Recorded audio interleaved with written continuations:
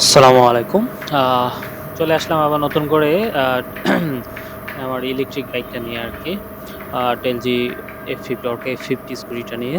তো অনেকে লাস্ট ভিডিওতে কমপ্লেইন করেছিল যে ভয়েসটা আসলে বোঝা যাচ্ছিল না। বাহিরে যদি আমি আ মানে বাইক চালাতে যদি সাউন্ড দিচ্ছি, ভয়েস দিচ্ছি ওটা আসলে ক্লিয়ারলি বোঝা যাচ্ছে না।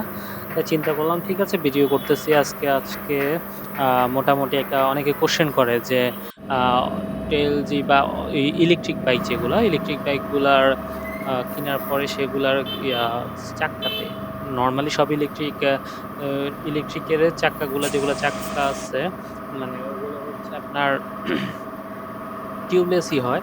তো এই টিউবলেস সব বাইকের মধ্যে আসলে জেল ইউজ করা যায়। তো সবার কোয়েশ্চেন থাকে আরকি এরকম যে টিউবলেস গুলাতে বা ইলেকট্রিক গুলাতে বা অর্কা F50 তে কি জেল ইউজ করা যাবে কিনা?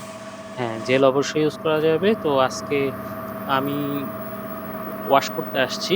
তো ওয়াশ করতে এসে চিন্তা করলাম যে আমার যেই মানে আমি কেনার পরে কখনো ইউজ করি না। আজকে প্রায় ৩ মাস প্লাস হইছে আমি স্কুটিটা ইউজ করতেছি এবং এটা সম্পর্কে আরো ইন ডিটেইলস আরো অনেকগুলো ভিডিও হয়তো ইনশাআল্লাহ ক্রিয়েট করব। তো আজকে আসছি মূলত হচ্ছে মানে বাইকটা অনেক ময়লা হয়ে গেছে। তো কিনার পরে মাত্র ২ বার ওয়াশ করছি। আজকে সহ ২ বার আরকি। 2nd টাইম ওয়াশ করতেছি। আর না হলে আমি বাসার নিচেই নিজে ওয়াশ করি পানি দিয়ে। তো অনেকে আবার এই ধরনের কোয়েশ্চেন থাকে যে ইলেকট্রিক বাইকগুলা কি ধুইলে কোনো সমস্যা হবে নাকি? পানি পড়লে কোনো সমস্যা হবে নাকি? তো আসলে এখনকার যে এই টেকনোলজিতে আপনার হচ্ছে বাইকগুলা আসলে নরমালি কোনো প্রবলেম হয় না। তবে হ্যাঁ, তাই বলে আপনি এই বাইকে নিয়ে নরমালি কোমর সমান পানিতে চলে যেতে পারবেন না। পানি যদি আপনার এটা ব্যাটারিতে আপনার নিচের যে পা রাখার পোরশনটা আছে ওখানেই হচ্ছে আসলে ব্যাটারিগুলা থাকে।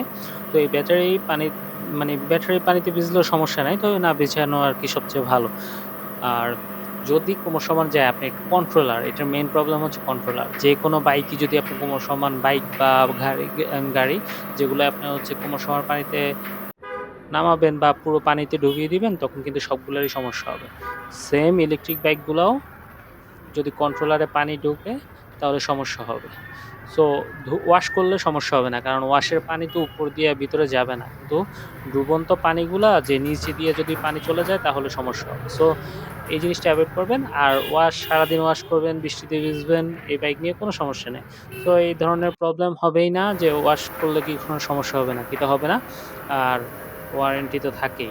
এই বাইক কেনার পরে প্রায় আপনি ২ বছর ওয়ারেন্টি পেয়েছি। যেটা এখন আমার আসলে কোনো মানে দরকার পড়ে নাই।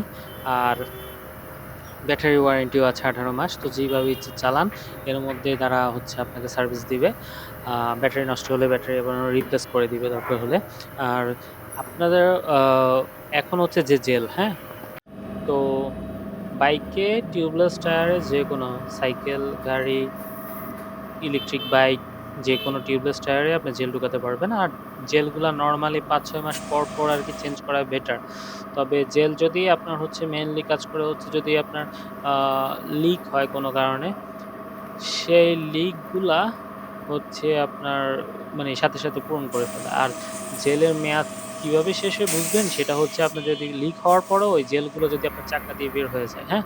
তখন বুঝবেন যে এই জেল শেষ।